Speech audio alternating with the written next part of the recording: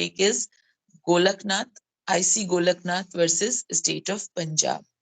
ठीक है, this is also a landmark benchmark case in the history of this constitutional amendments. Now, the story we'll take up is in 1950-51.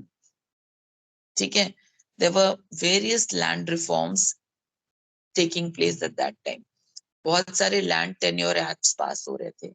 मतलब कि उनका basic M था कि जो जमींदार्स थे उस जमाने में, they wanted to put an end to the zamindari system.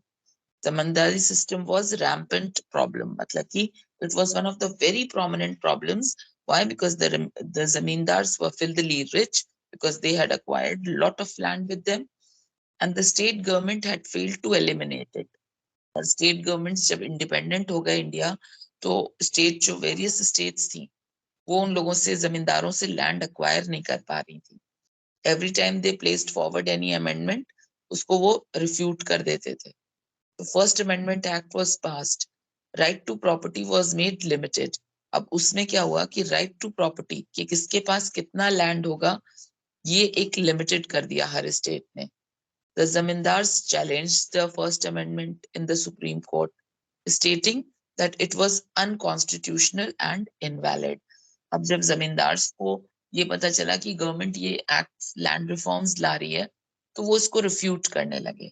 उनको ये बिल्कुल पसंद नहीं आ रहा था कि उनसे लैंड अक्वायर कर ली जाए. स्टेट गवर्नमेंट्स अपने अपने लैंड्स अक्वायर कर लें जमींदारों से. सो before we go on to Golaknath versus the state of Punjab, there's a small little reference of case of 1950-51, which talks about Shanti Prasad versus Union of India. Now, in this case, court said that fundamental rights are amendable. मतलब कि जो हमारे fundamental rights हैं, उनको हम amend कर सकते हैं. लेकिन उसमें भी वो क्यों करना चाह रहे थे? क्योंकि उस जमाने में ये स्टेट गवर्नमेंट को लैंड रिफॉर्म्स करने थे. वो यही करना चाह रही थी कि जितने ज्यादा एक्स्ट्रा लैंड है, 500 एकड़ ऑफ लैंड अगर किसी के पास है तो वो तो बहुत ज्यादा है ना. So they had fixed up a land कि एक पर्टिकुलर एकड़ of land only one person can possess, like say 30 acres they could possess. More than that was to be taken away by the government. लेकिन जितनी बार भी वो ऐसा कोशिश करते थे तो जमींदार उनके रास्ते में आ जाते थे, and they used to stop them through the constitutional ways, because right to property was their right, and it needed, in spite of the constitutional amendment, first amendment, it was not restricting them. So it was said that in country's interest, parliament can acquire anyone's property and use it for the public interest. So it was then passed, okay, even if the zamindars are fighting against and stopping, ये एक law बनाया गया है, या ये कह लो ये एक अमेंडमेंट लाया गया सुप्रीम कोर्ट के द्वारा, दैट कि it was said that countries interest, अगर if the country has any interest, then the parliament can acquire anyone's property, but it should be used for public interest. उसको सिर्फ लोगों के हित के काम के लिए वो एक्वायर कर सकती है state. And so extra land was taken away by the government. ठीक है, अच्छा. Now coming back to the case Golaknath, I C Golaknath versus the state of Punjab. Now before we go on, उसके दो पॉइंट्स थे जिनको की चैलेंज किया गया.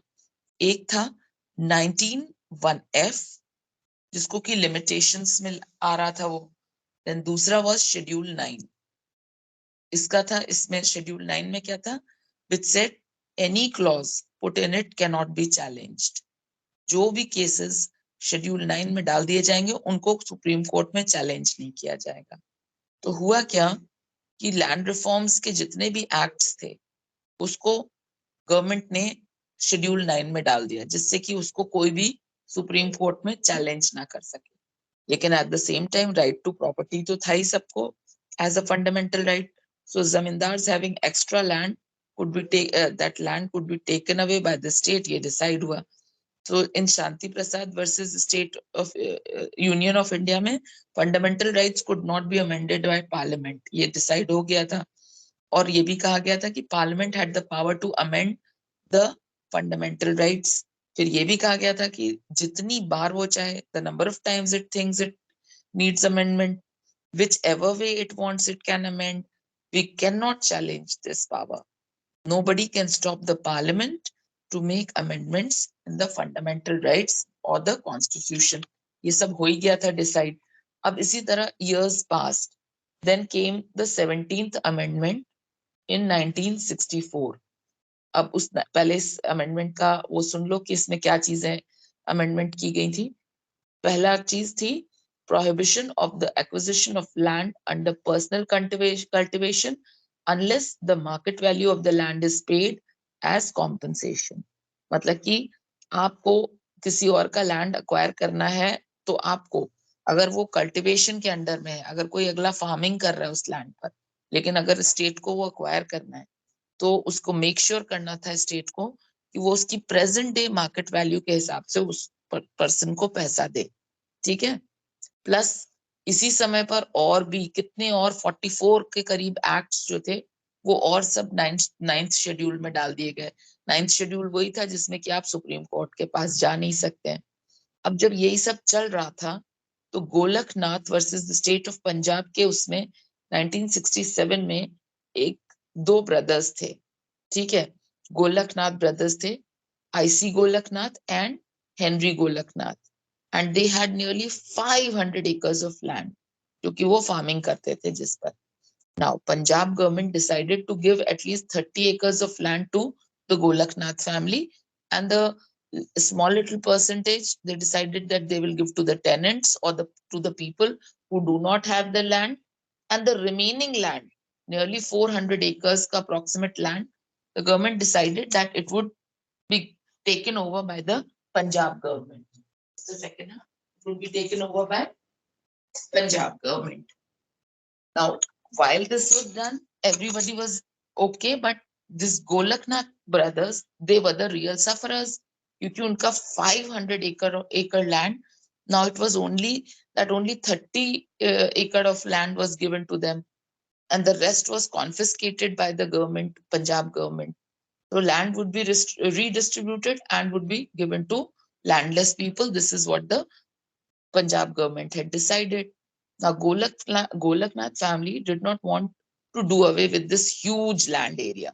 So they filed a case against the Punjab state. Okay?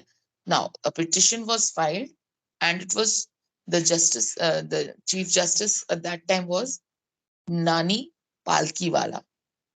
And then he gave a very nice judgment, which is even remembered, and his name is even remembered today. Nani Palkiwala. He gave these following points. He put forward the certain points before he appealed. So he said that the petitioner is that this Nani Palkiwala, he said that the Constitution of India was drafted by the Constituent Assembly and it is of permanent nature and it cannot be changed. If you have to bring about any change, you will have to call upon the Constituent Assembly. मतलब कि आप parliament का जो भी changes लाना चाह रहे हैं, जो भी अमेंडमेंट लाना चाह रहे हैं, उसको आप सिर्फ किसी एक या दो लोगों के अग्रीमेंट से नहीं ला सकते हैं. You have to go for a Constituent Assembly. That means a majority of people particularly and more than half should vote for it. It should pass through both the houses. Only then can it be amended. So Parliament has no power.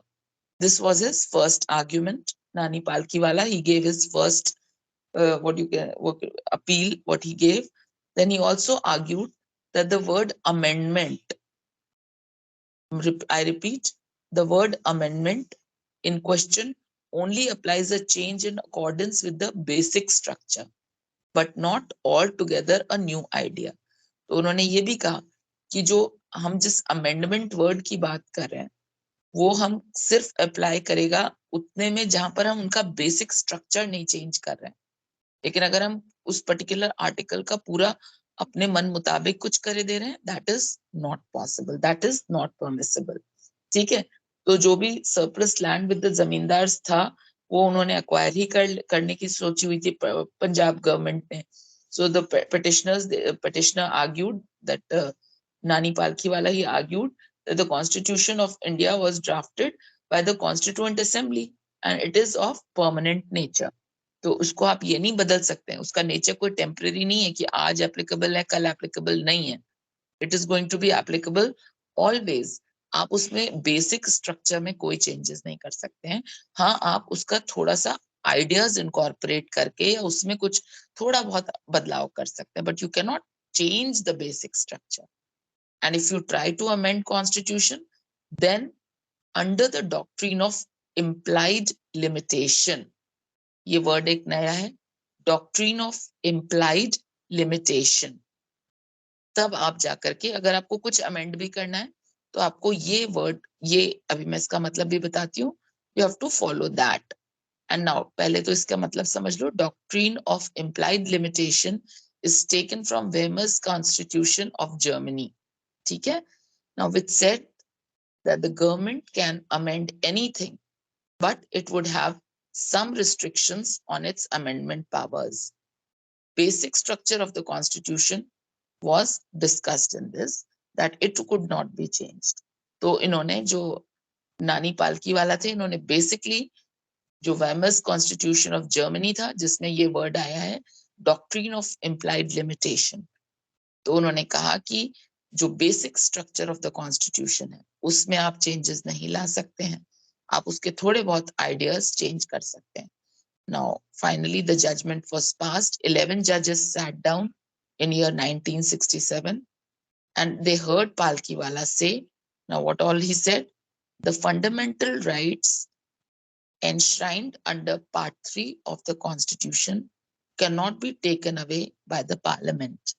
उन्होंने बहुत clearly कहा, पालकीवाला ने बोला कि जो हमारे fundamental rights हैं जो हर सिटीजन को दिए गए हैं पार्ट 3 ऑफ द कॉन्स्टिट्यूशन में, उसको आप कभी भी ले नहीं सकते हैं. Even the parliament cannot take it away. Then second thing he said, they are the essential and integral part of the constitution, without which constitution is like a body without a soul. तो उनके हिसाब से उन्होंने कहा कि अगर हम ये राइट्स भी ऐसे अमेंडेबल इतने इजीली कर देंगे तो फिर कॉन्स्टिट्यूशन का कोई मायने ही नहीं रह जाएगा. It will be just like a body without a soul. That means हमारे एक कोई होल्ड होगा नहीं. It will lead to corruption. Then third point he said, he argued that article 368 of our constitution only defines the procedure for amending the constitution. तो उन्होंने पालकीवाला ने बहुत specifically कहा आर्टिकल 368 जो है वो हमारे को कहता है कि कॉन्स्टिट्यूशन को हम कैसे अमेंड करेंगे, उसका प्रोसीजर दिया हुआ है. उसमें ये नहीं कहा गया कि parliament can amend the constitution. So it does not give the power to the parliament to amend the constitution. ये उन्होंने fourth point कहा. I repeat the third and the fourth point. Palkiwala said, he argued rather that Article 368 of our constitution only defines the procedure for amending the constitution. It does not give the power to the parliament to amend the constitution. ठीक है? Now, there was question before the court, and what was it? Whether parliament has the absolute power and the power to amend the fundamental rights enshrined under the constitution or not. अब भाई जब ये सब उन्होंने जब कहा तो एक क्वेश्चन रेज हुआ कि क्या पार्लियामेंट के ही पास सारा पावर है अमेंडमेंट्स करने का और वो हमारे फंडामेंटल राइट्स को भी चेंज कर सकती है या नहीं कर सकती है. So for this the final verdict was, the judgement was, the Supreme Court held that the Parliament could not amend the fundamental rights. तो ये डिसाइड हुआ कि पार्लियामेंट फंडामेंटल राइट्स को अमेंड नहीं कर सकती है. And this power would only be with a constituent assembly. ये पावर तभी हमारे संग इनकॉर्पोरेट होगा जब उसमें कॉन्स्टिट्यूएंट असेंबली यानी कि दोनों हाउसेस की वर्किंग और उनके वोट्स शामिल होंगे. Then it also said Parliament will not bring any such laws which infringe the fundamental rights. ये भी कहा गया कि parliament can not bring any laws जो कि हमारे फंडामेंटल राइट्स को हानि पहुंचा रहे हैं या रिस्ट्रिक्ट कर रहे हैं. Then Article 368 has a term called amendment. As I told you earlier also, Article 368 में एक term आया था amendment. एंड आर्टिकल 13 में एक टर्म आया था law. Now so the court said कि if under article 368 any amendment takes place, court ने ये बड़े खुले से कहा कि अगर 368 में कोई भी अमेंडमेंट हम कर रहे हैं तो ये हमें अच्छे से ध्यान रखना होगा कि we'll consider it a law according to article 13. अगर 368 में कोई भी चेंजेस हम कर रहे हैं तो जो भी चेंजेस कर रहे हैं वो लॉ की तरह हम मानेंगे article 13. And if the law is infringement of fundamental rights then it will not be allowed. और उन्होंने कहा और अगर कोई वो लॉ ऐसा लॉ है जो कि हमारे राइट्स को इन्फ्रिंज कर रहा है, हमारे राइट्स को कर्ब कर रहा है, तो हम उसे फॉलो करने का सलाह नहीं देंगे. Therefore, to save the democracy from the autocracy of powers of the parliament, मतलब कि जो ऑटोक्रेटिक पावर्स है, ऑटोक्रेटिक का मतलब होता है कि जो अपने आप में जो पावर्स हैं, कि गवर्नमेंट ने किसी से सलाह नहीं ली, मशवरा नहीं किया और अपने सिर्फ जिसे कहते हैं डिक्टेटरशिप टाइप का एक लॉ ड्रॉ करके दे दिया कि नहीं यही होगा, तो वो इससे अगर या तो ऑटोक्रेसी होगी तो फिर डेमोक्रेसी नहीं होगी. Democracy means laws for the country by the for the people by the people and to the people. So it was just कि अगर डेमोक्रेसी के संग ऑटोक्रेसी हो जाएगी तो फिर पार्लियामेंट कैसे अनबायस्ड वर्क करेगा. So for that, the majority decided that Parliament cannot amend the fundamental rights given under Part 3 of the Constitution of India. So finally क्या हुआ? Court called fundamental rights to be similar to natural rights. और ये decide हुआ कि भाई जैसे एक natural rights हैं कि हमें एक जीने का अधिकार है, जो एक normal basic rights natural rights कहलाते हैं, जिस तरह वो हमारे लिए जरूरी हैं, उन पे हम कभी अंकुश नहीं लगा सकते. So in the same way, fundamental rights can also not be challenged or cannot be put into the restrictions. So finally, in Golaknath case, Subba Rao, the Chief Justice who concluded this case, said that Article 368 only provided procedure to amend the Constitution and not the power to amend the Constitution. I repeat the keyword, as said by Subba Rao, S-U-B-B-A, Subba Rao. He was the then Chief Justice who got the conclusion done of this case. He said that Article 368 कहता है कि procedure to amend the Constitution. It only talks about the procedure and ways how you can change and bring a amendment in the Constitution. It does not tell about the power to amend. It does not give the power to amend the Constitution. ठीक है? अच्छा, अब इससे हमें एक चीज पता चली कि prior to 1971 article 368 had procedure to amend only. ठीक है, उससे पहले जो जितने भी केसेस हैं उनको उसी के बेसिस पे डील करा जाएगा. बट आफ्टर 71 368 में काफी सारे चेंजेस आए और लाए गए. ठीक है, अब उसका नतीजा देख लेते हैं, इफेक्ट, उसका नतीजा क्या हुआ. Due to difficulties created in Golaknath case, the Parliament passed a new amendment which was known as 24th Amendment Act in 1971. I repeat, उन्होंने 24th Amendment Act पास किया 1971 का and made significant changes in Article 368. अब इस बार 71 के बाद जो 24th Amendment के तहत उन्होंने इसमें कई सारे चेंजेस लाए आर्टिकल 368 में एंड आर्टिकल 13 में and nullified the Golaknath case effect.